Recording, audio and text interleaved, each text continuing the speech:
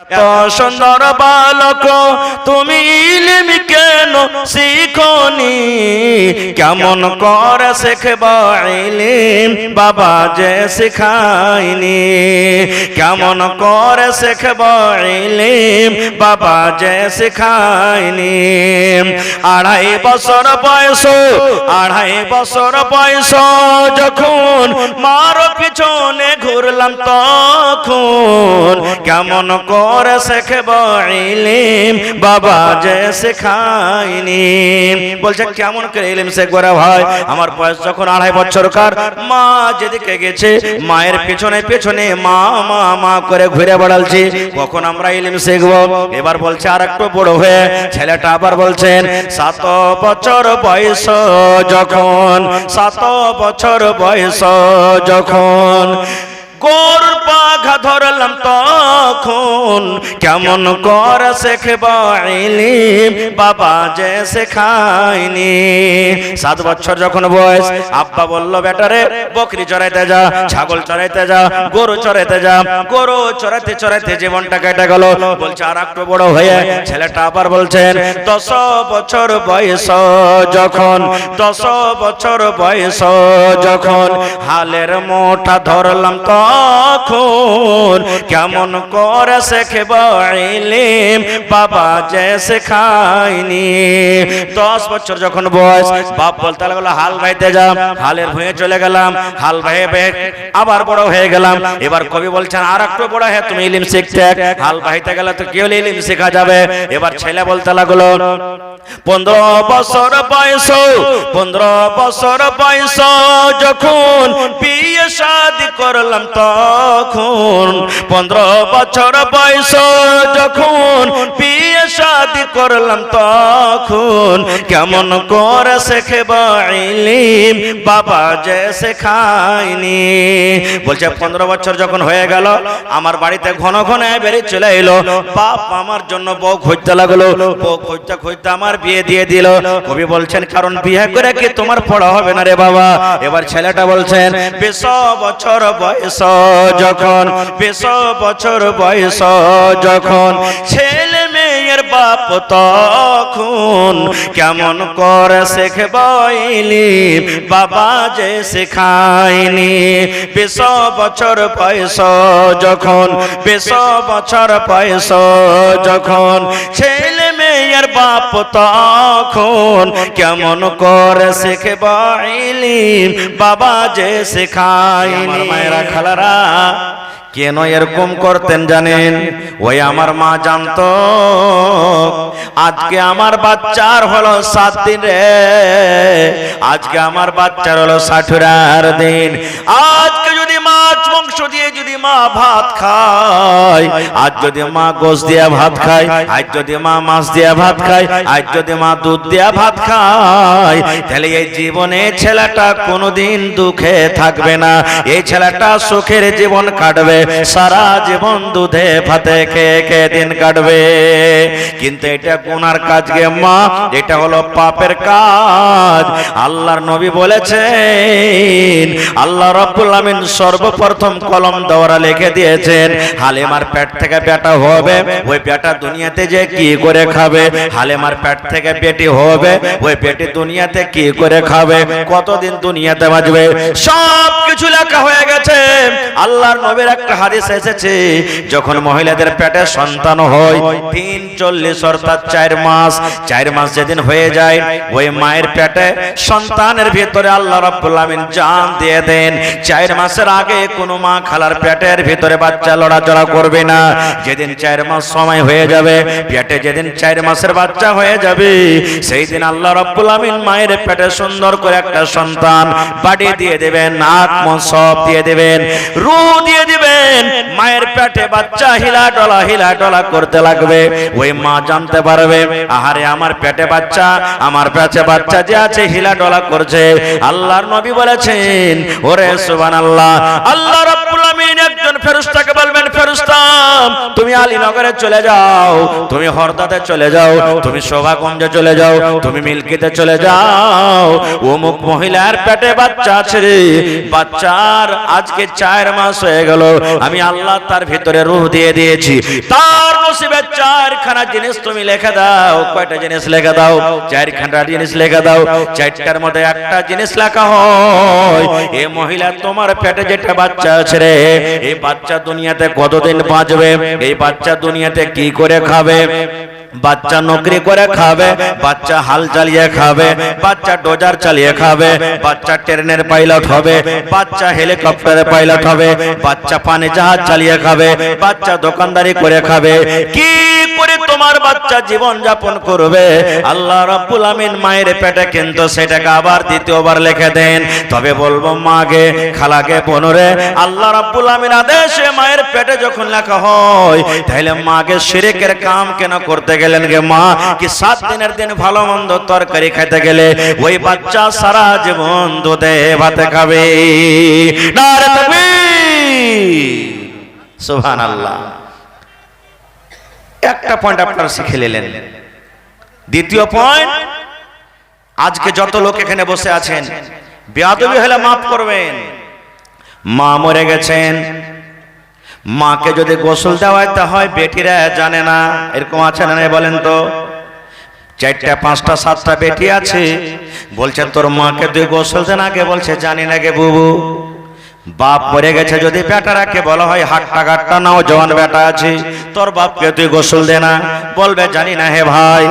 I নাও জওয়ান, আল্লাহর কোরআন বলেন এই যে মানুষকে কেমন করে দফন করতে হবে, মানুষকে কেমন করে মাটি দিতে হবে, আল্লাহ রাব্বুল আমিন সর্বপ্রথম পাখি দেওয়ার আল্লাহ শিখিয়ে দিয়েছেন। পাখিতে শেখালছেন মাটি কেমন করে দিতে হয়, পাখিতে শেখালছেন কেমন করে মানুষকে দফন করতে হয়, পাখিতে শেখালছেন কেমন করে মানুষকে জমিনে গাড়তে হয়। মেলায় মানুষ আছে জানা মেলায় মানুষ আছে যে মাটি না মাটি, গেলাম 3 খাবল মাটি দিলাম চলে এলাম, গেলাম মাটি দিলাম চলে এলাম। কিন্তু না ভাই মুসলমান, আমাদেরকে জানতে হবে পাখিতে শিখালছেন। বলবেন কেমন করে পাখিতে শিখালছে? যে মাওলানা আল্লাহ তাবারক ওয়া তাআলা সর্বপ্রথম আদম নবীকে 2টা ছেলে দান করেছিলেন, একটা নাম হলো কাবিল, একটা নাম হলো হাবিল। ভালো করে শুনবেন, ভাইয়ে ভাইয়ে লড়াই, কি কারণে লড়াই হয়েছে, কি কারণে যুদ্ধ হয়েছে আমি ওদিকে বলতে যাব না, ঘটনা লম্বা, আমি শুধু পয়েন্টের কথা আপনার সামনে রাখি। আদম নবীর 2টা বেটা ঝগড়া চালু হয়ে গেল, কাবিল আর হাবিল। ঝগড়া করতে করতে আদম নবীর বড় বেটা ছোট ভাইকে মেরে দিলেন, হাবিলকে মেরে দিলেন।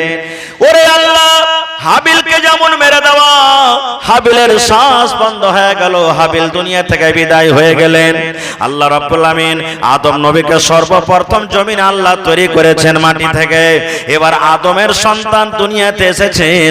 আল্লাহ রাসূল বলেছেন আল্লাহর জমিনে সর্বপ্রথম যেটা মানুষকে মারা হয়েছে, যে মানুষটার মওত হয়েছে, সেটা হলো আদম নবীর বেটা হাবিল। হাবিলকে মার্ডার করে দেওয়া হয়েছে, হাবিলকে মার্ডার করে দেওয়া হয়েছে। আল্লাহ রাসূল সাল্লাল্লাহু আলাইহি ওয়াসাল্লাম বলেছেন, হ্যাঁ আমার উম্মতেরা তোমরা শুনে নাও, আমার উম্মতের মধ্যে যত লোক মার্ডার হবে, যত লোককে মেরে দেওয়া হবে, যত লোককে মেরে দেওয়া হবে, যত মানুষ মার্ডার হবে, সর্বপ্রথম মার্ডার কারণেওয়ালার মাথাতে আল্লাহ রাব্বুল আমিন সর্বপ্রথম গুনাহ কাবিলের মাথাতে আল্লাহ কাবিলের ঘাড়ে আল্লাহ দেবেন, এবং আল্লাহ রাব্বুল আমিন 2 নম্বরে ওই লোকটার মাথাতে আল্লাহ গুনাহ চাপাবেন। ওরে আল্লাহ, যেই লোকটা মার্ডারকারী হবে। मोहतरम हजरात, आप लोग शांति बनाए रखें, अपनी जगह पर बैठे रहे। जिस तरीके মহিলারাও কিভাবে ইলম থেকে পিছে থাকতো না, মা খালারাও পিছনে থাকতো না, ওরাও সুবহানাল্লাহ, ওরাও নবীর কাছে ইলম শিখতেন। দিন ধার্য ছিল তাদের, অমুক দিন ইলম মহিলাদেরকে শেখানো হবে, অমুক টাইমে শেখানো হবে, এরকম ভাবে তাদের সময় বাঁধা ছিল। হাদিসে এসেছে আল্লাহ রাসূল একদিন বসে আছেন, আর মা আয়েশা রাদিয়াল্লাহু তাআলা আনহা আল্লাহ নবীর স্ত্রী নবীর পাঞ্জরে বসে আছেন। আর ইহুদির একটা জামাত, ইহুদির একটা দল, ইহুদির একটা টিম নবীর কাছে এসে নবীকে সালাম দিচ্ছেন। ভালো করে শুনবেন হাদিসটা। আল্লাহর নবী বসে আছে, নবীর পাঞ্জরে নবীর বিবি মা আয়েশা রাদিয়াল্লাহু তাআলা আনহা বসে আছে, আর ইহুদির একটা জামাত, একটা দল এসে নবীকে সালাম দিচ্ছেন। মানুষকে যখন মানুষ সালাম দেবে তা কেমন করে সালাম দেবে? আসসালামু আলাইকুম, নাকি? এটা না সালাম হলো যে ভাই আসসালামু আলাইকুম, এর মানে হলো আল্লাহর সালামতি তোমার উপরে নাজিল হোক, আল্লাহর সালামতি তোমার উপরে হোক। মেলায় মানুষ কবে সালাম আলাইকুম, মেলায় সালাম আলাইকুম, সালাম আলাইকুম, সালাম আলাইকুম, এগুলা ভুল কথা। মা খালারা যারা জানে না, মেলায় মানুষ আগা জামার মায়ের লোক বিহাইনের শুনতে গল্প করবে, বহর শুনতে গল্প করবে, সালাম দেবে সালেম আলাইকুম বিহাই, সালেম আলাইকুম। ও জানে না মেলায় মানুষকে আলাইকুম আলাইকুম এরকম ভাবে জবাব দেবে। জি না, আসসালামু আলাইকুম এরকম ভাবে জবাব দিতে হবে। আল্লাহ রাসূল একদিন এক মজলিসে বসে আছেন, মেলায় সাহাবায়ে কেরাম বসে আছেন, আর একটা সাহাবী মজলিসে এলেন। আপনি মজলিসে যখন ঢুকবেন তো সালাম দিবেন। মসজিদে নামাজ পড়তে চলে গেলেন, সালাম দিবেন আপনি। হ্যাঁ, একলাই মসজিদে গেলেন, কেউ না, একলাই প্রথমে ঢুকছেন মসজিদে, আপনাকে সালাম দিতে হবে না। মেলায় মানুষ কয় জিনেরা আছে, কেউ আগে সালাম দেব। জিনেরাকে আপনি দেখেছেন? জিনেরাকে দেখতে হবে না, আর দেখতেও পাওয়া যাবে না, আমরা পাবো না দেখতে। এক মুসলমান আর এক মুসলমানের উপরে 7টা হক আছে, তার মধ্যে একটা হলো কি ইদা লাকিতাহু ফাসাল্লিম আলাইহি, যখন কোন মুসলমানের সাথে তোমার দেখা হবে তখন সালাম করো। আর মসজিদে দেখলেন ঢুকছেন তো কেউ এক কোটা না, তো কাকে সালাম করবেন আপনি? তো সালাম করতে হবে। তো আল্লাহ রাসূল সাল্লাল্লাহু আলাইহি সাল্লাম বসে আছেন, সাহাবায়ে কেরাম বসে আছেন, আর একটা লোক এসে নবীকে বলছেন, মানে মজলিসে, আসসালামু আলাইকুম, শুধু এতখানি বলেছেন, বসে গেলেন কথা বলে। রাসূল বলছেন 10টা নেকি পেয়ে গেল। কয়টা নেকি? 10টা নেকি। কিছুক্ষণ পর আরেকটা লোক এসে বলছেন আসসালামু আলাইকুম ওয়া রাহমাতুল্লাহ, এই রাহমাতুল্লাহ বাড়িয়ে দিলেন। ওই কথাটা বলে বসে গেলেন। রাসূল বলছেন 20টা নেকি পেয়ে গেল। আরেকটু পর আরেকটা সাহাবী এসে বলছেন আসসালামু আলাইকুম ওয়া রাহমাতুল্লাহি, তারপরে কি আছে? হ্যাঁ, ওয়া বারাকাতুহু। আল্লাহ রাসূল বলছেন 30টা নেকি পেয়ে গেল। তা আপনাকে টাকা লাগলো না, মেহনত করতে হলো না, খালি মুখখানটা একটু হিলিয়ে দিলেন, আসসালামু আলাইকুম ওয়া রাহমাতুল্লাহি ওয়া বারাকাতুহু বলে দিলেন, 30টা নেকি আপনি পেয়ে গেলেন। তাহলে কবেন মাওলানা সালাম কাকে করতে হবে? জি, সালাম তো মুসলমান যত আছে চিনতে পারেন না পারেন যে এটা মুসলমান, সালাম করতে হবে। এবারে আমরা সালাম করব কাকে? খালাইতে বহিনকে সালাম করব, ফুফাইতে বহিনকে সালাম করব, চাচতো ভানিকে সালাম করব, নিজের ভানিকে সালাম করব। কত নেকি পাইছে না পাই, কিন্তু সালাম করতে খুব আগে। আর নিজের বিবিটাকে যখন ফোনে গল্প করবো তখন কে কি হবে জানে? শালা হারামি বুধার মা কোন ডেকেছে? কোন ডেকেছিস তুই? এই বিয়েতে করে আমরা গল্প করবো, মনে হয় ওইটা ওর ছোট ভাই। বিয়েতে করে আমরা গল্প করবো, নিজের স্ত্রীটাকে দোয়া দেন। ভাই বাজার থেকে এলেন, হাট থেকে এলেন, ঢুকবেন বাড়িতে, সালাম দেন, সালাম দিয়ে সান্ধান, সালাম দিয়ে সান দেবেন, তা আপনার বিবির মনটা কিন্তু খুব বড় হবে। যে ঘরকে হদলার বাপের মনটা লাগছে ফিরিয়ে আছে নাকি? আর যদি সালাম না দিয়ে সান্ধান, একবারে মুখখানটাকে ভারী করে সান্ধান দেখে মিনসের মন গরম হয়েছে, কিছু কহা যাবে না লাগছে। হ্যাঁ, তো ভাই আপনি সালাম দিয়ে সান্ধান। আল্লাহ রাসূল বলেছেন, মহিলাদেরকে বলেছেন, যখন তোমার স্বামীরা হাট থেকে, বাজার থেকে, মাঠ থেকে, অফিস থেকে যখন বাড়িতে আসবে, তুমি 50 গ্রামের একটু মুখে না হাসি দিয়ে দাও, তোমার পুরুষের দিকে তাকিয়ে মুচকি মেরে একটু হাসি দিয়ে দাও। মুচকি মেরে হাসতে গেলে কি হবে? তোমার পুরুষের যদি বাহিরে কোনো কারণে মনটা খারাপ হয়ে থাকে, তোমার মনখানটা কিন্তু হাইরো হয়ে যাবে। যেমন ডিএপি ইউরিয়া দিলে গাছ হাইরো হয়ে যায়, ওইটা হলো তোমার স্বামীর জন্য একটা উপহার, একটা ডিএপি, একটা ইউরিয়া, একটা খাদ, একবার ওর মনখানটা ফুলে যাবে। কিন্তু কত ভাই যারা ইলম নেই, জানে না, বিবি যদি একটু মুচকি হাসে তোকে টাইনে 2টা ছড় দেবে, আর দেখ কইবে যে বাড়তে খাইছে আর মকমক করছে, বাহিরে কি হয়েছে আমি জানছি। হ্যাঁ, ও আরো আর মন খারাপ করে দেবে। হয় কি হয় না? সুবহানাল্লাহ। তো আল্লাহ রাসূল বসা আছেন, নবীর বিবি বসা আছেন। এবার ইহুদের জামাত এসে নবীকে বলছেন আসসালামু আলাইকুম। কি বলছেন? আসসালামু আলাইকুম। আর আমি আপনাদের সামনে বললাম, নবী বলেছেন আসসালামু আলাইকুম, এটা হলো সালাম। কিন্তু ইহুদিরা নবীকে আমার সালাম দিচ্ছেন আসসালামু আলাইকুম, এর মানে হলো নবী তোমার পরে মওত আসুক, তুমি মরে যাও। এই দেখেন, আসসালামু আলাইকুম মানে আল্লাহর সালামতি তোমার পরে হোক, আর আসসালামু আলাইকুম মানে তোমার পরে মওত হোক, তুমি মরে যাও। মানে তো পার্থক্য হলো না? হলো না? জোরে বলেন, হলো না? হলো না? এই জন্য রে বন্ধু, যারা কোরআন পড়িতে জানে মাখরাজের সাথে পড়ে আর নেকি বেশি, আর যারা কোরআন পড়িতে জানে মাখরাজ জানে না, মাখরাজ জানে না, হরফ কেমন ভাবে আদায় করতে হবে জানে না, এদের নেকি কম কম হবে না। তাই একটা এমনি দেখবেন যে আমরা খোদা লিখি, খোদা লিখি না, ওপরে একটা ছোট ফোঁটা দিই, ছোট ফোঁটা একবারে সরিষার দানার থেকে, আর ওই ফোঁটাটাকে যদি আমরা ওপরে না দিয়ে নিচে দিই কি হবে? जुदा हो जावे। एक नुक्ता के हेर फेर में खुदा जुदा हो जाता है। এরকমই যারা পুরানো জমানার মানুষ মা খালা কোরআন পড়বে কিন্তু শুরু করে কিন্তু ওর হাড় গোহর থইবে না এখানটাও। আলহামদুলিল্লাহি রাব্বিল আলামিন দিলে একবারে ঢাকা ঠেকিয়ে আর কার হাত কাটলো কার পা কাটলো কার কি কাটলো আল্লাহ জানে। খাইর যা হোক বন্ধু আমার সময় শেষ। আল্লাহ রাসূল বসে আছেন, মা আয়েশা আল্লাহ নবীর বসে আছেন, নবীর বিবি ইহুদের জামাত নবীকে এসে বলছেন আসসালামু আলাইকুম, হে নবী আর মানে তোমার পরে মত আসুক।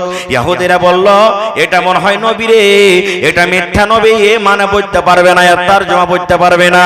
এ ভাই মুসলমান, আল্লাহ রাব্বুল আমিন বিবিকে একটা এত বড় নিয়ামত দান করেছেন।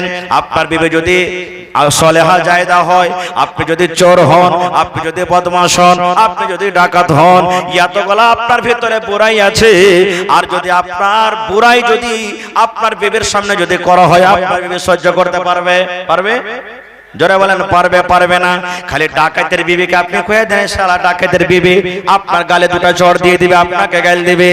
আল্লাহ নবী সাল্লাল্লাহু আলাইহি সাল্লাম কে যখন মক্কার লোকেরা ইহুদিরা বললেন আসসালামু আলাইকুম নবী তোমার পরে মত আসুক, আল্লাহ নবীর বিবি মা আয়েশা রাদিয়াল্লাহু তাআলা আনহা রেগে গেলেন। আর রেগে যাওয়ার পর মা আয়েশা বলছেন ওয়া আলাইকুম আসসালাম আল্লাহ আনা, হে ইহুদের জামাতেরা আমার নবীকে তোমরা গাল দিছো রে, আমার নবীকে তোমরা বদদুয়া দিছো, আমার নবী তো তোমাদের কোনো ক্ষতি করেনি, আমার নবী তো তোমাকে কোনো গাইল দেয়নি, আমার নবী তো তোমাদেরকে কোনো কষ্ট দেয়নি, তবু আমার নবীকে কেন তোমরা গাইল দাও, আমার নবীকে কেন তোমরা গাইল দাও, আমার নবীর জন্য কেন তোমরা বদদুয়া করো।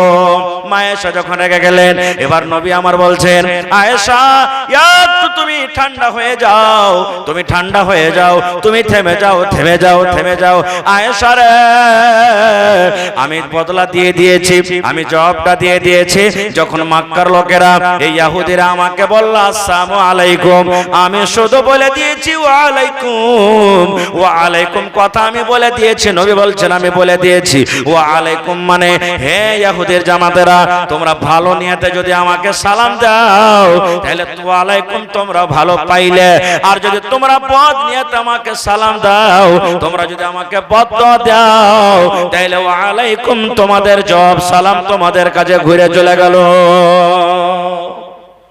ওলামায়ে কেরাম মুহাদ্দিসিনে কেরাম এই হাদিসটাকে সামনে রেখে বলছেন একটা মুসলমান শুধু কোরআন শিখবে না, কোরআন শিখতে হবে, নবীর হাদিস শিখতে হবে, দ্বীন শিখতে হবে, কিন্তু হাদিসকে সামনে রেখে বলছেন ওরে আল্লাহ একটা মুসলমান ইংরেজিও শিখবে, একটা মুসলমান ম্যাথও পড়বে, একটা মুসলমান সায়েন্সও পড়বে, একটা মুসলমান ফার্সি পড়বে, সব রকম ভাষা পড়তে পারবে। একটা মুসলমানকে সব রকম লাইনে জানতে হবে। তাহলে ভাই দেখেন আল্লাহ রাসূলের জামানাতে মহিলারাও কত পড়ালেখা ছিল। পড়ালেখা যদি ছেলে পেলেকে না করেন তো কি হালাত হবে জানেন? আহা একটা ছেলে গরু চড়াইতে গেছে, গরু চড়াইতে যা গরু চড়াইছে, আপনারও জীবনে মেলায় লোক আছেন যে গরু ভেস চড়ালছেন, আছে না নেই? তো গরুতে গরুতে লড়াই ঝগড়া হইলে আমরা লড়াই ঝগড়া ছুটাই যে যেমন করে পারে। তো দুটা গরুতে ভাই একবারে খুব ঘামাসান লড়াই চলছে, সিং বড় বড়, মনে হয় ওর সিংকে ভেঙে দিবে, ওর সিংকে ভেঙে দিবে। ছোট ছেলের হাতে 4-5 হাত লম্বা একটা লাঠি ছিল, ই মনে মনে কয়েছে যে হ্যাঁ বড় মানুষ তো কেউ নাই, আর দুটা গরুতে লড়াই লেগে গেছে, কেমন করে ছোটাবো। এই ছেলেটা সাহস করে এক পা দু পা করে হাঁটতে হাঁটতে একটা গরুকে দিয়েছে 2 লাঠি, আর একটা গরুকে 2 লাঠি দিয়ে ঝগড়া ছুটিয়ে দিয়েছে। ভালো কথা, লড়াই করলে না গরু। আর ওই ছেলেটা সন্ধ্যেবেলাতে যদি গরু চড়িয়ে আসে তো কোনো কথা লিয়েও বাড়িতে ওর মা ওর বাপ ঝগড়া করছে, এমন ঝগড়া করছে, মা হেঁচা লিয়ে লেছে, বাপ খুঁট বেড়ে লিয়েছে। ও কইছে মররা বেটা মরা তো গলা ছেড়ে দেবো, আর ইয়ে মনে করছে হালের বেটি হালি তোকে এক খুঁট বেড়ে ছিতরে দিব। ছেলেটা মনে মনে কয়েছে যে হারে যেমন এরা রেগে আছে, মা যদি হাইছে পয়সা দেয় তো বাপ থাকবে না, আর বাপ যদি আগে মৌকা পাইলে তো মা থাকবে না। কি করব, কাউকে ডাকতে গেলে দের হইলে মনে হয় এদিকে মামলা শেষ হয়ে যাবে। তখন মনে মনে কইছে আমি ঝগড়াটা ছুটিয়ে দিই। কেমন করে ঝগড়া ছোটাবো? তো ওর বাপকে দিয়েছে টেনে দুলাঠি, ওর মাকে দিয়েছে টেনে দুলাঠি। ঝগড়া ভাই ছুটে গেছে, মন ঠান্ডা। এবার ওরা ওর মা বাপ নিজের ঝগড়া ভুইলে ছেলে আর মারা দেখে একবারে বমকে গেছে। এরা কানতে কানতে দুটা লোক চলে গেছে মোড়লের কাছে। মন্ডলজি বিচার করতে কি হয়েছে? কইছে বেটা মেরেছে। ডাকো তোমার বেটাকে। বেটা হাজির হয়ে গেছে। মোড়ল পুছ করছে যে হ্যাঁ রে বাবা, তোমার বাপ আর মাকে কেন মেরেছো? কইছে না হে মোড়ল চাচা, আমি আর মা বাপকে মারিনি। ওর বাপ গাঞ্জি খুলে দেখেছে। মোড়ল দেখতো হে কত দগড়া হে লাঠির দাগ পড়ে আছে, কইছে মারিনি। তখন মোড়ল কইছে হ্যাঁ রে ভাতিজা, তোর বাপের যে ঘাড়ে একবারে পিঠে একবারে কালো হে দাগ পড়ে আছে, এগুলা কি? কইছে চাচা হে ওগুলা মায়ের দাগ, ওগুলা ঝগড়া ছুটালছি। কইছে কেমন কথা ঝগড়া ছুটালছি? কইছে আমি গরু চড়াইতে গেছি, দুটা গরুতে লড়াই করেছে, দু লাঠি করে দিয়েছি, ঝগড়া ছুটে গেছে। বাড়িতে এসে দেখছি তো ওরকম করে আরো লড়ালড়ি করছে। কেমন করে ছোটাবো ভাবা চিন্তা করে, যখন ওইখানে দু লাঠি করে গরুকে দিয়েছি, ঝগড়া ছুটে গেছে। ইয়ারাকে দিলে মনে হয় আরো ঠান্ডা হয়ে যাবে। ঠিক দিয়েছি, দু লাঠি করে ছুটে গেছে। এরকে ঝগড়া চলছে, আসলে এরা কে মেরেছে আমি। সুবহানাল্লাহ। তো ইলম না থাকার কারণে ভাই দেখছেন কেমন ভাই মুসলমান। হযরত ওমর রাদিয়াল্লাহু তাআলা আনহু একজন সাহাবী, খুব বড় সাহাবী, ইসলামের দ্বিতীয় খলিফা। হযরত ওমর রাদিয়াল্লাহু তাআলা আনহুর দরবারে এক বাপ কেস করতে গেছেন, শিকায়েত নিয়ে গেছেন। বেটার উপরে কেস করতে গেছেন, বেটার জন্য শিকায়েত নিয়ে গেছেন। কি শিকায়েত? সেই বুড়া বলছেন, সেই সাহাবী বলছেন আমিরুল মুমিনিন ইনসাফ করে দেন, ইনসাফ করে দেন, ফয়সালা করে দেন। বলছেন কেমন ফয়সালা? বলছে আমিরুল মুমিনিন আপনি হলেন আমাদের রাজা, আপনি হলেন আমাদের আমির, আপনি হলেন মুসলমানের রাজা। আমার শিকায়াত হইল আমি একটা বুড়া মানুষ, আমার বেটা আমাকে মেরেছে, বেটা মেরেছে এই জন্য আমি আপনার কাছে এসেছি। আমি বেটার জন্য এসেছি, বেটা আমাকে মেরেছে, আপনি ফয়সালা করে দেন। বাপ শিকায়েত নিয়ে চলে গেছেন ওমর ফারুকের কাছে, আমাকে মেরেছে বেটা, ইনসাফ করে দেন। হযরত ওমর ফারুক বলছেন তোমার বেটাকে এনেছো? বলছেন না। ঠিক আছে যাও তোমার বেটাকে সাথে করে নিয়ে এসো গা। চলে গেলেন বাড়িতে। বিবিকে বলছেন এই আব্দুল্লাহ, আব্দুর রহমানের মা, তোমার বেটাকে বলো কালকে ওমর ফারুকের দরবারে যেতে হবে। ওমর ফারুক কেমন লোক জানেন? নবী বলেছেন ওমর তুমি এমন একটা লোক যে রাস্তা দিয়ে তুমি হাঁটো আর ও তোমার সামনে দিয়ে শয়তান আছে, শয়তান ডরে ভয়ে রাস্তা বদলে দিবে আর বলবে পালার এই রাস্তা দিয়ে যেতে হবে না, কারণ এই রাস্তাতে হযরত ওমর ফারুক রাদিয়াল্লাহু তাআলা আনহু চলে আসছে। এরকম মানুষ, খুব রাগী মানুষ। হযরত ওমর ফারুক রাদিয়াল্লাহু তাআলার কথা মনে পরের দিন বাপ বেটা হাঁটছেন রাস্তাতে হাঁটতে বেটা বলছে আব্বাজি, এখনকার মানুষ আল্লাহর রহমতে আব্বাজি বাপুজি, আগেকার মানুষ বাপু হে দাদু হে ভাই হে চাচা হে হে হে হে চলতো খালি। আর আল্লাহর রহমতে এখন মেলাখানে মানুষের মধ্যে পরিবর্তন এসেছে। জি জি জি জি কিন্তু একটা জিনিস ফের শেষ হয়ে গেছে।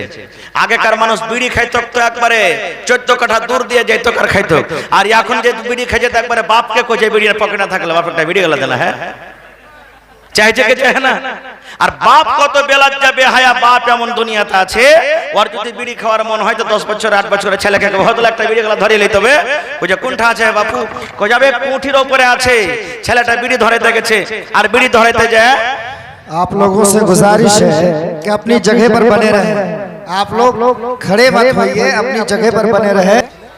ये हमारी मेहमान बन करके आई है मोहतरमा लेसी सिंह साहिबा, जो मंत्री है बिहार सरकार की।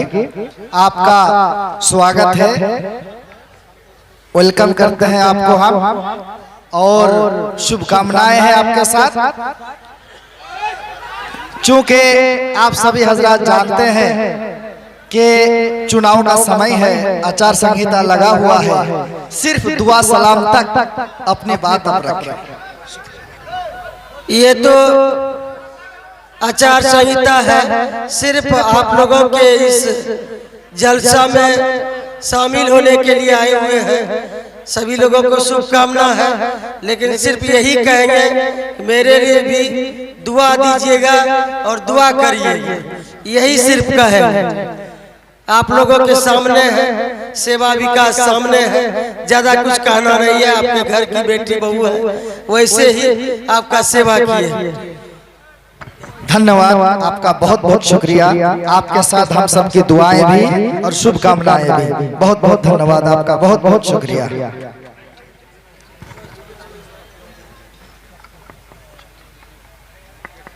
ये लेसी सिंह साहिबा हैं जो जेडीयू और एनडीए गठबंधन की तरफ से हमारे धमधा विधानसभा की उम्मीदवार हैं। कई बार विधायक बन रही हैं और मंत्री भी हैं।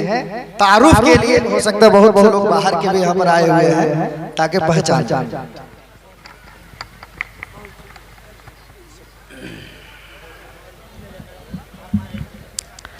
तो भाई আমার আমি বলছিলাম যে বাপ বেটা হযরত উমর ফারুকের দরবারে হাজির হয়ে গেছে। এইবারে হযরত উমর রাদিয়াল্লাহু তাআলা না বলছেন, বাপকে তোমার বেটাকে এনেছো?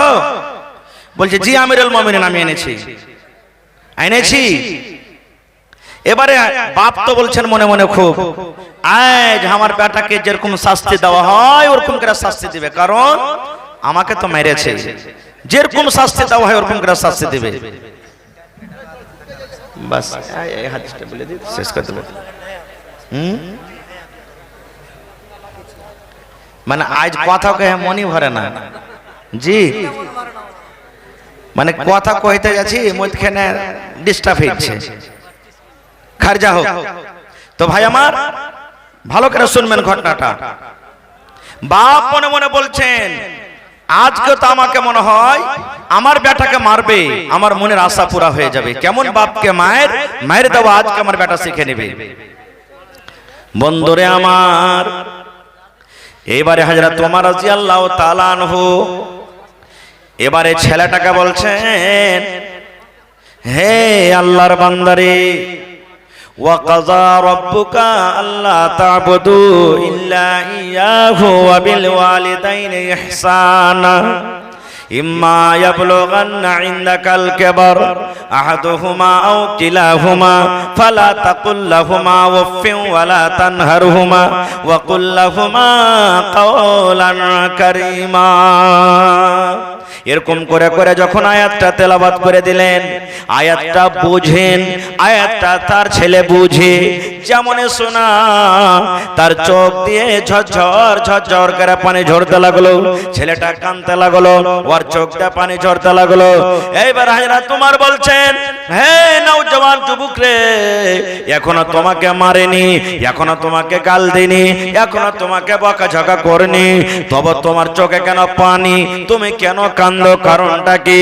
এবার ছেলেটা বলছেন, আমিরুল মুমিনিন, আপনি আমাকে মারেননি, আপনি আমাকে গাল দেননি, আপনি আমাকে বকাঝকা করেননি, কিন্তু যেভাবে আল্লাহর কোরআন আপনি আমাকে শোনালেন যে আল্লাহর কোরআনে এটা আছে, আল্লাহর কোরআনে ওইটা আছে, মা বাবার সাথে কেমন ব্যবহার করতে হয়, মা বাবাকে কিভাবে আদর করতে হয়, মা বাবার সাথে কেমন করে কথা বলতে হয়, এক করে যে আপনি বলে দিলেন আমিরুল মুমিনিন, জীবনে কোনোদিন আমি এগুলা শুনিনি, জীবনে আমি কোনোদিন জানি না, জীবনে কোনোদিন আমি শুনিনি, জীবনে কোনোদিন আমি বুঝিনি। যদি আমি জানতাম, আল্লাহর কোরআন আমি পড়তাম, তাহলে আমার মাকে আমার বাবাকে কোনোদিন আমি মারতাম না। বলছে কারণ তুমি কোরআন পড়নি, পড়ালেখা করনি? বলছে না, আমার যখন থেকে জন্ম হয়েছে, বড় হয়েছি, আমার বাপ আমাকে উটের রাখালি করতে, বকরি রাখালি করতে পাঠিয়ে দিয়েছে, কোনোদিন কাহরের কাছে পড়িতে দেয়নি। এই কথাটা যখন শুনলেন, তখন আমিরুল মুমিনিন হযরত ওমর ফারুক বাপকে বলছেন, বাড়ি যাও। কি বলছেন? বাড়ি যাও। বাপ তখন বলছেন যে আমার চোখের সামনে মারতে গেলে হয়তো আমি বাপ, ছেলেকে মারলে আমাকে মায়া লাগবে মনে হয়, তা আহতে আহতে মারবে, তো আমাকে মনে হয় বলছেন যে তুমি বাড়ি যাও। বাপ তখন উল্টা করে বলছেন, আমিরুল মুমিনিন, মায়া লাগবে না, আমাকে দয়া লাগবে না, আপনি আমার বেটাকে মারেন, নিজের দুধ চোখে আমি দেখবো আপনি আমার বেটাকে মারেন, বাপকে মারা কেমন শাস্তি আমিও দেখবো। এবার যেমন কথাটা বলা, ভাইরা তোমার ফারুক রাগ করে বলছেন, এরে আল্লাহর বান্দা, তোমার বেটাকে মারার আগে তোমার গায়ে চাবুক পড়বে, যত চাবুক তোমার উপরে পড়তো, যত কোড়া তোমার বেটাকে মারা হতো, অত চাবুক কত কোড়া তোমার পেটের উপরে পড়বে, না হলে তুমি বাড়ি চলে যাও। কথাটা যখন বলেছেন তখন বাপ বলছেন যে আমি কি ভুল করেছি যে আপনি আমাকে মারবেন? আরে ভুল তো আমার বেটা করেছে যে আমাকে মারেছে, আর আপনি ওকে চাবুকটা মারে যত চাবুক ওকে মারতেন আমাকে মারবে। ভাই মুসলমান দেখেন, এইবারে আমিরুল মুমিনিন কে বলছেন, আরে আল্লাহর বান্দা, প্রথমে নাক সাফ হয়ে, প্রথমে সাফ হয়ে তোমার বেটাকে তুমি কামড় দিয়েছো, আর পরে তোমার বেটা তোমার পায়ে কামড় দিয়েছে। কেমন কথা হলো? তোমার বেটাকে যদি তুমি মাদ্রাসাতে দিতে, তোমার বেটাকে যদি তুমি কোন মাওলানার কাছে দিতে, তোমার বেটাকে যদি কোন হাফেজের কাছে দিতে, তোমার বেটা কোরআন পড়িত, তোমার বেটা কোরআন জানতো, তোমার বেটা কোরআন মানতো, তোমার বেটা তোমার সাথে কি ব্যবহার করতে হয় জানতো, তাহলে তোমার গায়ে কোনোদিন হাত তুলতো না। কিন্তু তুমি তো তার পায়ে কুলহাড়ি মেরে দিয়েছো, তাকে তুমি ইলম দাওনি, তাকে তুমি জ্ঞান দাওনি, তাকে তুমি অজ্ঞান করে রেখেছো। তোমার ছেলেটা জানোয়ারের মতন হয়ে আছে, ভালো মন্দ বুঝে না, ও তো জানে না বাবাকে মারতে গেলে কি হয়, বাবার সাথে কেমন করে কথা বলতে হয়। প্রথমে তুমি তোমার ছেলেকে ধ্বংস করেছো, প্রথমে তোমার ছেলের জীবনটাকে তুমি নষ্ট করেছো, পরে তোমার ছেলে তোমার ক্ষতি করে। ভাই মুসলমান, আজকে ঠিক আমাদের অবস্থা, আজকে টাকার লালচে, আজকে আমরা ছোট ছোট হালাতে ছোট ছোট পয়সা আমরা বেটার বেটির বিয়ে দিয়ে দিই। তাই কবি বলছেন, বলছে 20 বছর বয়স, ছেলে পিলা হয়ে গেল, 18 4 সব হয়ে গেল, তখন আর ইলিম কি শিখতে যাওয়া যাবে? যে বলিস হ্যাঁ, ওমন থেকে বলবে আব্বা চকলেট দাও, মনে বলবে 5টা টাকা দাও, মনে বলবে 2টা টাকা দাও, ওর খেলে খাটতে যাবো না, তখন খাতা কলম নিয়ে আমাদের সাথে পড়তে যাবো। এই তো আমাদের নষ্ট হচ্ছে জীবন, হয়েছে কি হয় না? আর একটা ইলিম ছেলে মেয়েদেরকে না দেওয়ার কারণে যত পৃথিবীতে দেখবেন শেরশাবাদীর কেস মোকদ্দমায় দেখেন, সুবহানাল্লাহ, বুঝতে পারছেন ফল তো? হ্যাঁ, ছেলের পরে যদি মায়া দেয়া থাকে তো ছেলেটা জ্বালিয়ে যাবে মা, সুবহানাল্লাহ। হ্যাঁ দেখেন কাঁদছে, সুবহানাল্লাহ। এই দেখেন ভিডিওতে দেখেন যার ছেলেটা লিয়ে যান। যত শেরশাবাদীতে দেখবেন কোর্টে কাছারিতে থানাতে শেরশাবাদের বেশি কেস মোকদ্দমা আছে না নাই? মুসলমানের একটাই হুড় শেরশাবাদের, যা হবে হবে বে, যা হবে হবে, একটাই মানে যা হবে হবে। কেউ কবে তোর থেকে কি কম আছে নাকি? আবে 5 বিঘা করেছি তোর পিছে উড়িয়ে দেব আমি। যার ছাইলা দেখো এখানে স্টেজে। আচ্ছা হয়ে গেছে, বাদ দেন ভাই আমার। আর একটা ঘটনা বলি, শেরশাবাদীর দেখবেন যদি 100টা কেস যদি কোর্টে থাকে, মহিলা থানাতে বা থানাতে কোর্টে দেখবেন তো ওর মধ্যে 90টা কেস শুধু ছেলে মেয়ের কেস আছে। এই ছোট থাকতে বিয়ে দিয়ে দিয়েছে, জমিন নিবে, গাড়ি কিনবে, বা টাকার লালচ পেয়েছে, বিয়ে দিয়ে দিলে ছেলেটার লাগতে হয়তো পুঁটা চুইছে, কষা দিয়ে দুধ চুইছে, বেটি ছেলেটা জানে না, বাপ মজবুরি মনে করছে রিশতা আসছে বিয়ে দিয়ে দি, ভালো মন্দ বুঝে না, তালাক খেয়েছে। আল্লাহ রাসূলের জামানাতে বাপ একটা বেটির বিয়ে দিবে, বেটি বলছে আব্বা আমি এখন রাজি নাই, বিয়ে করার ইচ্ছা হয় না। বাপ চলে গেলেন নবীর দরবারে, নবীকে বলছেন ইয়া রাসূলুল্লাহ, আমি ভাবছি আমার মেয়ের আমার বেটির বিবাহ দিব, কিন্তু আমার বেটি রাজি নাই, একটু যদি হয়তো আপনি তাকে বুঝান। বলছে তোমার বেটিকে নিয়ে এসো। পরের দিন বেটিকে হাজির করে চলে গেলেন। এরে আমার ভাইয়েরা মায়েরা খালারা শুনেন, এবারে নবী যে বলছেন এর আল্লাহর বান্দি, তোমার আব্বা জান শুনছি তোমার বিয়ে দিবে, তোমার আব্বা জান তোমার বিয়ে দেওয়ার জন্য হয়তো ছেলে ঠিক করেছে, তুমি বলছো আমি রাজি নাই, কারণটা কি রে মা? কি কারণে তুমি বলছো আমি বিয়ে করব না? এবারে মহিলা বলছেন নবী গো, একটা জিনিস আমাকে জানিয়ে দেন গো নবীজি, একটা জিনিস আমি জানতে চাই। বলছে কি? বলছে নবী গো, ধরেন আমার বিয়ে হয়ে গেল, যে আমার স্বামী হবে আমি তার বাড়িতে চলে গেলাম, শ্বশুরের বাড়িতে আমি চলে গেলাম, আমার যে স্বামী স্বামী হবে তারপরে আমার কতটুকু হক রয়েছে, কিংবা আমার স্বামীর আমার পরে কতটুকু হক রয়েছে, আমার স্বামীর আমাকে কতটুকু কথা মেনে চলতে হবে, আমার স্বামীর কতটুকু কথা আমাকে শুনতে হবে। এবার নবী বলেছেন, হে আল্লাহর বান্দিরে, তোমার উপরে তোমার স্বামীর অতটুকু হক রয়েছে, তোমার উপরে তোমার স্বামীর অতটুকু হক রয়েছে, তোমাকে তোমার স্বামীর অতটুকু কথা মেনে চলতে হবে।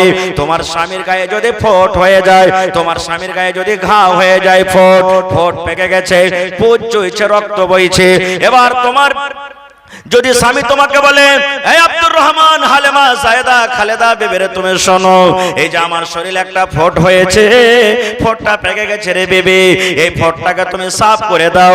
কি দিয়ে সাফ করো? তুলা দিয়ে সাফ করা চলবে না, কাপড় দিয়ে সাফ করা চলবে না, পানি দিয়ে ধোয়া চলবে না। আল্লাহ রাব্বুল আমিন তোমাকে জিহ্বা দিয়েছে রে বিবি রে, এই জিহ্বা দিয়ে চেটে চেটে চেটে তুমি সাফ করে দাও। ওরে সুবহানাল্লাহ, নবী আমার বলেছেন, মহিলা তুমি ইনকার করতে পাবে না রে, ইনকার তোমার করা চলবে না, তোমাকে জিহ্বা দিয়ে চেটে চেটে সাফ করতে হবে। শুধু তা নয়, নবী আরো বলেছেন, হে মহিলার দল, তোমরা শুনে নাও, তোমার স্বামী হাট থেকে বাড়িতে এসেছে, তোমার স্বামী বাজার থেকে বাড়িতে এসেছে, তোমার স্বামী দোকান থেকে বাজারে এসেছে, বাড়িতে ঢোকার পর তোমাকে যদি বলে, আব্দুল্লাহর মা এক গ্লাস পানি দিয়ে দাও, হালেমার মা এক গ্লাস পানি দিয়ে দাও, আমাকে পিপাসা লেগেছে, নবী বলেছেন, তুমি যদি রুটি তৈরি করো, চুলাতে তোমার পয়সা আছে, তোমার তাওয়াতে খোলাতে রুটি আছে, কিংবা তুমি ভাতের হাঁড়ি ধরে আছো, ভাত তুমি পাসাইছো, মার চুইছে, এই মতো অবস্থাতে তোমার স্বামী তোমাকে যদি ডাক দেয় পানি আনার জন্য, ঘরের জন্য তোমাকে যদি ঘরে ডাকে, আল্লাহ রাসূল বলেছেন, মহিলা তুমি এই কথা বলতে পাবে না, 2 মিনিট দাঁড়ান, 5 মিনিট দাঁড়ান, স্বামী গো ভাতটা আমি পাশে নেই, স্বামী গো রুটিটা হয়েছে উঠিয়ে নি। দয়ার নবী বলেছেন, মহিলা তোমার রুটি জ্বলে যায়, তোমার রুটি ছড়ে যায়, তোমার রুটি ছাই হয়ে যায়, তুমি তাড়াতাড়ি করে তোমার স্বামীর কথাতে তুমি লাব্বাইক বলো। কিন্তু ইলম না থাকার কারণে আমরা কি করি? টেढ़ा করে এমন করে কথা বলে, একটু তুমি পানিটা লিয়ে খেতে পারবে না নাকি? ভেতর ভেতর করছো, এখানটা কাম করছো, খুব লাঠের বেটা লাঠে গেছো। এরকম যখন কোনো মা খালা বলে দেয়, না সমাজের কারণে, ইলম না থাকার কারণে, কত ভাই তখন এমন আছে, এমন মায়ের খন্নি, ও যে 2 লাখ দিয়ে ভাড়া ভাড়া আখাটাকে ভাঙবে, আর ওর চুলের ঝুটি খানটাকে ধরে রাখবে, হালের বেটি হালে বাড়া তুই বাড়ি থেকে, তোর কাঠ করাকে ভেঙে দিব, তোর মতন বিবিকে বাড়িতে রাখবো না। ইও তখন শুরু করে দিলে, বাড়িতে বাহির করা উচিত হলো। কত ভাই ডেড়ির মাঝে বসে থাকবে, তুই বাড়িতে খালি সান দিয়ে দেখতো তোর হালাত কি করছিস, এরকম করে না? কেন করবেন? কবি বলছেন, শোনো রে পুরুষাতে বলিয়া ধ্যান, শোনো রে পুরুষাতে করিয়া ধ্যান, তোমাদের বিবে যদি হয় না ফরমান, প্রথমে তো নানা মতে বুঝাবে তারে, তারপরে বিছানাতে দিবে জুদা করে, এই 2 পর যদি ঠিক নাই হয়, আদবের মার তারে কিছু মারা যায়।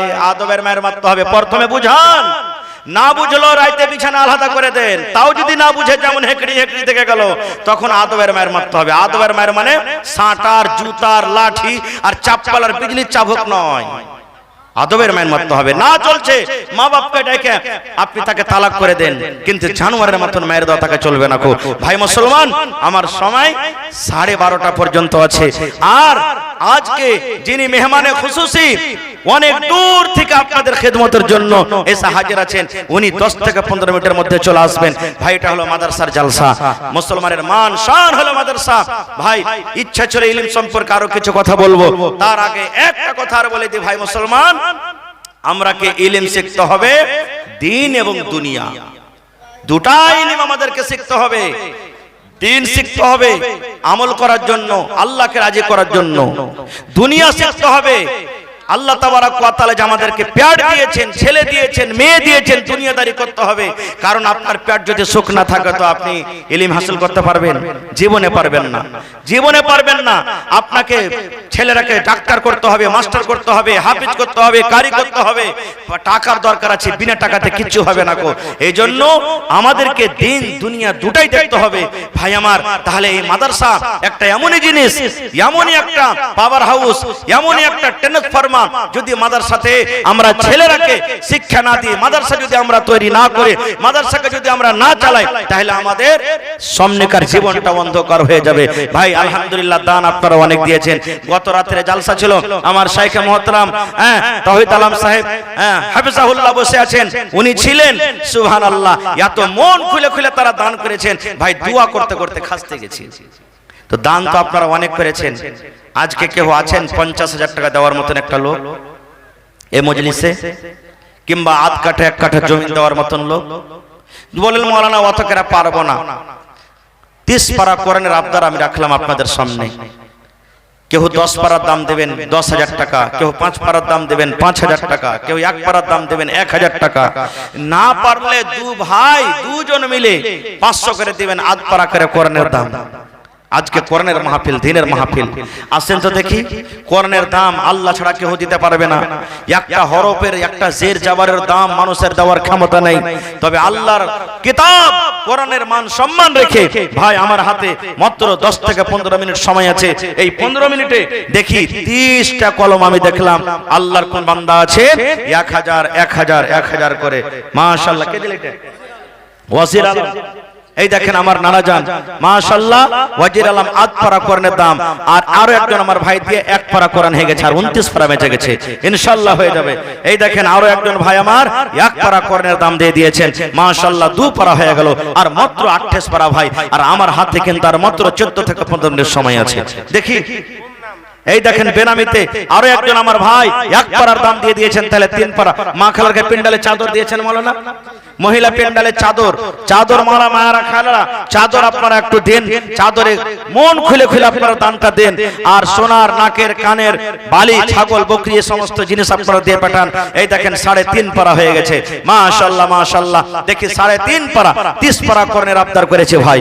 কত টাকা আসছে, কত টাকা যাচ্ছে। আজ আল্লাহকে বলেন, আল্লাহ দেখো তোমার কোরআনের প্রতি কত মহব্বত ভালোবাসা আছে, মাশাআল্লাহ। এই দেখেন আমার একজন নওজওয়ান ভাই আধ পারার দাম, কোলা থেকে সাবর আলী সাহেব আধ পারার দাম 500, 4 পারা হয়ে গেল, আর মাত্র 26 পারা। দেখি কোন আল্লাহর বান্দা আছেন, সুবহানাল্লাহ। মন খুলে তার জন্য দোয়া করে দেব ভাই। আর মাত্র 26 পারা। এই দেখেন আমার একজন ভাই, আমার নানা জান, নাম বলে নাই আল্লাহ, 1 পারার দাম সাবর আলী 1 পারা কোরআনের দাম দিয়ে দিলেন, 5 পারা হয়ে গেল, মাশাআল্লাহ। ভাই যার টাকা পকেটে নাই অনলাইন ব্যবস্থা করতে পারেন, অনলাইন কত দিলে জি ভাই? 1000 টাকায় দেখেন আমার ভাই অনলাইন মোবাইলের ভিতরে ঢুকিয়ে দিয়েছে, সুবহানাল্লাহ। তাহলে 6 পারা হয়ে গেল, আর মাত্র 24 পারা ভাই। 24 পারা, আর মাত্র 15 মিনিট সময় আছে আমার হাতে। 15 মিনিটে 24 পারা দিতে হবে ভাই। দেখি আমার কোন নওজওয়ান, কোন যুবক কে আছে এমন আল্লাহর বান্দা যে আর মাত্র 24টা পারা দিতে পারবেন। ভাই আমার, আল্লাহ রাসূলের হাদিস যে মানুষ যখন মরে যায় সমস্ত আমল সাথে সাথে বন্ধ হয়ে যায়, 3টা আমল ছাড়া। তার মধ্যে একটা আমল হলো কি? সাদকায়ে জারিয়া। এই যে মাদ্রাসার জন্য দান দিচ্ছেন, টাকা দিচ্ছেন, ইট দিচ্ছেন, জমিন দিচ্ছেন, এটা হলো সাদকায়ে জারিয়া। কবরে চলে যাবেন, কবরের ভিতরে ঘর হয়ে যাবে, কিন্তু নেকি রাস্তাটা বন্ধ হবে না। আল্লাহ তাবারক ওয়া তাআলা সিলসিলাকে আপনার কবরে জারি রাখবেন, মাশাআল্লাহ। এই দেখেন আমার ভাই আরো দিয়ে দিলেন, 6.5 পারা হয়ে গেল, মাশাআল্লাহ মাশাআল্লাহ। 10 পারা কি হতেন না জি ভাই? 5 পারা করে কি হতেন যে চটচট করে হবে, মাশাআল্লাহ জাযাকাল্লাহ। 1500 হয়ে গেল, তাহলে 6.5 আর 15, ওরে সুবহানাল্লাহ 8 পারা হয়ে গেল, ওরে আল্লাহ 8.5 পারা হয়ে গেল, মাশাআল্লাহ। শাকিল ভাই 5000 টাকা সালাম করবেন না? না মাশাআল্লাহ, ভালো আছেন? আর 5000 দিবেন না? হ্যাঁ পরে দিয়ে দিবেন, এখন না আছে তো। 10 পারার দাম দেন না? 10টা হাজার চাইছে একটা লোকের কাছে, দেন আলহামদুলিল্লাহ কহেন। হ্যাঁ আমার নানা মোহাম্মদ শাকিল সাহেব 5000 দিলেন, আর পকেট থেকে ইনশাআল্লাহ বাহির করছেন 1000 দিয়ে 6000 হয়ে গেল, মাশাআল্লাহ। নারে তাকবীর, জাযাকাল্লাহু খাইরান জাযা ওয়া আহসানাল জাযা। আল্লাহর একজন ভাই আমার আধ পারা কোরআনের দাম জমা করে দিয়েছি, মাশাআল্লাহ। এখানটা দেন না যে ভাই, আরো 1 পারা দাম দিয়ে দেন ভাই। কত টাকা আসছে, কত টাকা যাইছে, এটাই জমা থাকবে ভাই কিয়ামতের দিন, সুবহানাল্লাহ। এই দেখেন 1 পারার দাম দিয়ে দিয়েছেন আমার ভাই আল্লাহুস সামাদ মোহাম্মদ দুলাল, মাশাআল্লাহ। ভালো আছেন জি ভাই, মাশাআল্লাহ। তো 5000 করিয়ে দেন না জি? না আর 3500 টাকা দেন কমসে কম জি, দেন লিখে দেন। নারে তাকবীর, মোহাম্মদ দুলাল 3500 টাকা লিখলেন, 1500 নগদ, 3500 টাকা দিয়ে দেবেন, 5 পারার দাম দিয়ে দিলেন। মাশাআল্লাহ। এই দেখেন একজন আল্লাহ এক পারা মোহাম্মদ জামাল আল্লাহ 1000 টাকা এক পারার দাম, আরো একজন আল্লাহ 200 টাকা। মাশাআল্লাহ জাযাকাল্লাহ। আরো একজন আল্লাহ 500 টাকা এক পারার দাম। আল্লাহ দেখো তোমার কোরআন পড়তে কত মহব্বত ভালোবাসা। নবীর হাদিস নবী বলেছেন মান কারা হারফান মিন কিতাবিল্লাহি, আল্লাহর কিতাব কোরআন থেকে যে একটা হরফ পড়বে ফালাহু হাসানাতুন, তার জন্য হলো একটা নেকি, ওয়াল হাসানাতু বিআশারি আমসালিহা, আর একটা নেকি হলো 10টা নেকির সমান। আল্লাহ রাসূল বলেছেন লা আকুলু, আমি আর এখান দিবেন না, এক পারার দাম দিয়ে দেন, আল্লাহ ভালো রাখবে ইনশাআল্লাহ। ওরে সুবহানাল্লাহ। আল্লাহ একজন ভাই আমার 100 টাকা, সুবহানাল্লাহ। আর একজন আল্লাহ 500 টাকা। আইসেন ভাই, লেট করিয়েন না, যত লোক আছেন এটা মনে করিয়েন না যে খালি মাওলানা তো মোটা মোটা গলা চেয়েছে, আমার পরে আর মনে হয় রাইটে এখন কালেকশন হবে না, এই লাগা আল্লাহর ওয়াস্তে যত তেরে ঘর মাটির হবে বিছানা, এসেছো একা যাবে একা, সঙ্গে কেহ যাবে না। মাটির বাড়ি মাটির ঘর, মাটির হবে বিছানা, এসেছো একা যাবে একা, সঙ্গে কেহ যাবে না। কিন্তু যেদিন ডাক পড়িবে কবর মাঝে শুইতে, জোগাড় কেছ করছ বন্ধু তার মাঝে বিছাইতে, লক্ষ কোটি মুদ্রা বয়ে করছ বালা খানা, হীরা মণি মুক্তা দিয়ে পালঙ্কের ওই বিছানা। এমন জায়গা যাইতে হবে যে ঘরে নাই সাথী, এমন ঘরে রইতে হবে যে ঘরে নাই বাতি। দাদা গেছেন বাবা গেছেন, দাদা গেছেন বাবা গেছেন, কেউ তো ফিরে এলেন না, এমনি ভাবে যাইতে হবে, তোরা কেন বুঝিস না। नारे तकबीर। थोड़ा आवाज दीजिए माइक में, आवाज बढ़ाइए। आज के जलसार যোগ্যতমায় শ্রদ্ধেয় সভাপতি সাহেব, উপস্থিত উলামায়ে কেরাম, সামনে বসে থাকা ইসলাম দরদি দিন দরদি ভাই ও বাবাজিরা, পর্দানশীন মায়েরা খালারা, সমস্ত তারিফ ও গুণগান সে মহান আল্লাহ তাবারক ওয়া তাআলার জন্য, যে মহান আল্লাহ তাবারক ওয়া তাআলা আজকে আমাদেরকে আলীনগর গ্রামের এই মাদ্রাসার জালসার পিন্ডালের তলাতে একত্রিত হয়ে বসে কিছু বলার ও শোনার তৌফিক দিয়েছেন। তাই আমরা আল্লাহ তাবারক ওয়া তাআলার প্রশংসা করি, অন্তর থেকে মহব্বতের সাথে সকলেই পড়েন আলহামদুলিল্লাহ। একটু জোর করে পড়েন ভাই আলহামদুলিল্লাহ। তারপর আমাদের শেষ নবী হযরত মুহাম্মদুর রাসূলুল্লাহ পড়েন সাল্লাল্লাহু আলাইহি সাল্লামের পর অগণন দারুদ শরীফ শান্তির ধারা বর্ষিত হোক, আমিন। আল্লাহুম্মা সাল্লি আলাইহি আল্লাহুম্মা বারিক আলাইহি। মাশাআল্লাহ, এত বড় পিন্ডাল একবারে সুন্দরভাবে আপনারা ভর্তি হয়ে আছেন, ধন্যবাদ। আমি বহুদিন থেকে আপনার এই গ্রামে জলসা করতে আসি। এই এলাকার মানুষ, গ্রামের মানুষ ওয়াজ শুনতে কিন্তু খুবই ভালো, দান করতে ভালো, ওয়াজ করতে ভালো, আলহামদুলিল্লাহ। যেটা দেখলাম আর এখন দেখতে পাচ্ছি, মা খালারকে পিন্ডাল ছোট পড়ে গেছে, এত মহিলা, সুবহানাল্লাহ। মনে হয় যদি আরো একটা অত বড় পিন্ডাল হইতো তো মনে হয় তাও ভর্তি হয়ে যেত, এত মা খালারা এসেছেন। খার যা হোক ভাই, আমি আপনাদের সামনে কোরআন মাজিদের সর্বপ্রথম সূরা আল্লাহ তাবারক ওয়া তাআলা যেটা নাজিল করেছিলেন সেই সূরা থেকে 5খানা আয়াত, সাথে আল্লাহর নবী মুহাম্মদ সাল্লাল্লাহু আলাইহি সাল্লামের একটা হাদিস পড়েছি। সে আয়াত এবং হাদিসকে সামনে রেখে শিক্ষা সম্পর্কে কিছু কথা আমি রাখবো। তার আগে আপনাদের সামনে আমি একটা প্রশ্ন করি, কারণ আমার বক্তব্য যারা শুনেছেন, আমি কিছু কথা বলবো, আপনাদেরকে কিছু কথা বলতে হবে। আল্লাহর জমিনে সব থেকে বড় দৌলত কি বলেন তো আপনারা? ওর থেকে বড় দৌলত আর কিছু নেই,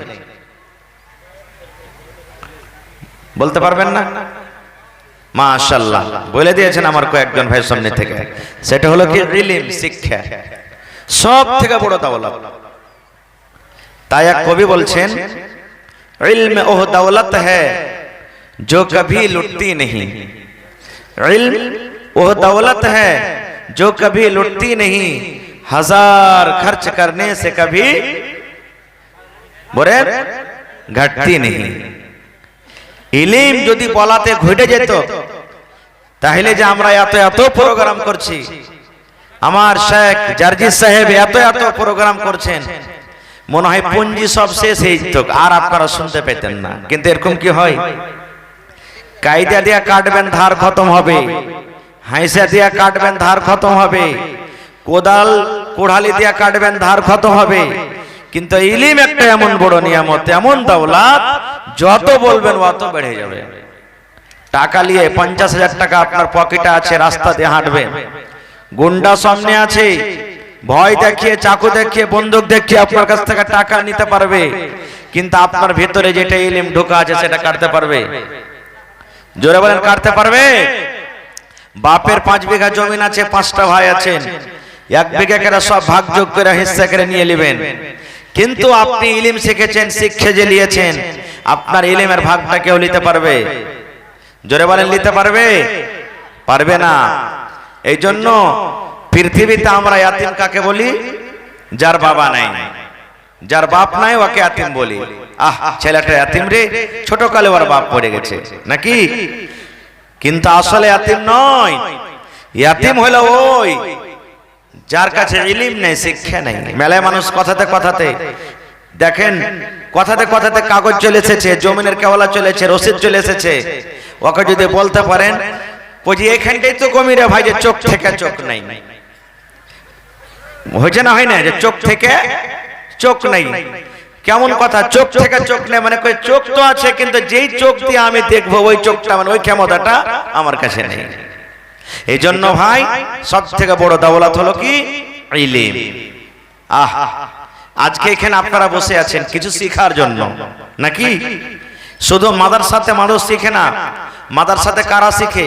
আমার ইমাম সাহেব মাদ্রাসাতে পড়ালেখা করাইছেন, মাওলানা তাসাউর সাহেব, আরো অন্যান্য মাওলানারা পড়ালেখা করছেন, যারা কমিটিগণ মাদ্রাসা চালাইছেন ছেলে মেয়ের শেখার জন্য। শিক্ষকগণ রেখেছেন, বেতন দিয়ে রেখেছেন, মাদ্রাসাতে ছেলেরা মেয়েরা পড়িতে যাবে, ওরা শিখবে। আজকে যে আপনারা এসেছেন, আজকে জালসাতে 3 লক্ষ 4 লক্ষ টাকা খরচ করে আপনাদেরকে জমা করা হয়েছে, এটা হলো একটা শেখার জায়গা। জুমার দিন একটা শেখার জায়গা, ঈদ বকরাইদের দিন একটা শেখার জায়গা। মানুষ বুড়িয়ে যাবে, কিন্তু ইলম কোনোদিন, যারা বলেন ইলম কোনোদিন বুড়াবে না।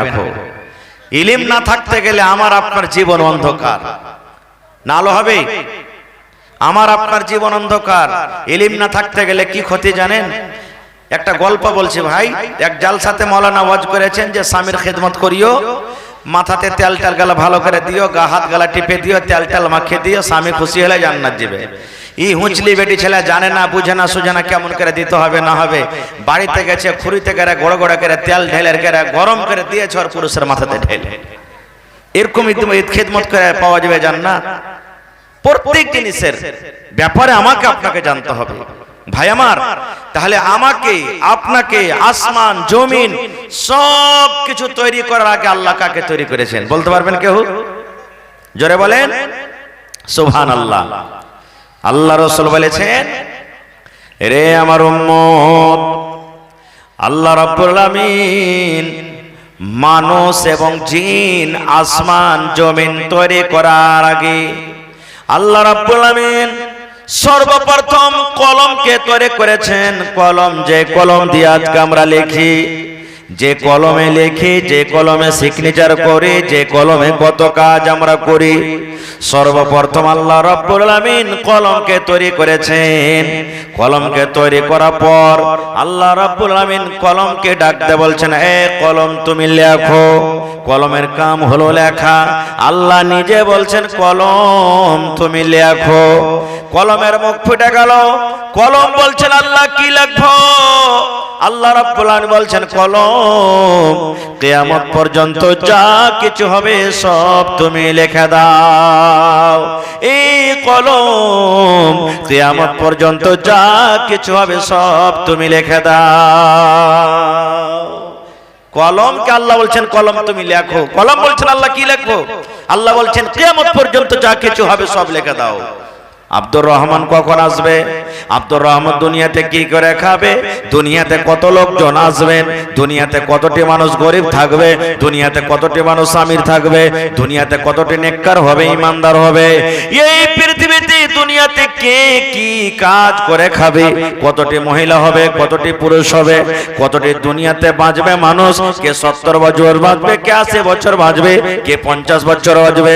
কার বেটা হবে, কার বেটি হবে, কার ল্যাংড়া হবে, কার ভালো হবে? সব কলম পট পট পট পট করে আল্লাহ রাব্বুল আলামিন দেশে লিখে দিলেন।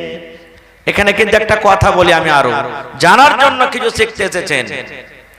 আমার আপনার বাড়িতে যখন মা খালাদের সন্তান হয়, বাচ্চা হয়, 3 দিন কিংবা 5 দিন কিংবা 7 দিন কিংবা 11 দিনকার দিন আমরা কি করি? 60 ফেরা করি, করি না? আল্লাহর রহমতে এখন কিন্তু ছুটে গেছে মেলায়। মা খালারা কি করতো? সেই দিন বাচ্চাটার মাথাকে নাড়া করতো, আর নাড়া করার পর ঘর দুয়ারখানটাকে লেপতো, কাপড় ধরে সাফ করতো, আর নিজের স্বামীকে বলতো, হাজি হালেমার বেটা হয়েছে কিংবা বেটি হয়েছে, একটু ভালো মন্দ তরকারি গালালে আসিও, কারণ আজ 60 দিন ভালো মন্দ খাইয়ে দিতে হবে। বলেন এরকম হইতো না? হইতো না? হানা বলেন ভাই, এরকম হইতো না? হইতো না? মুসলমান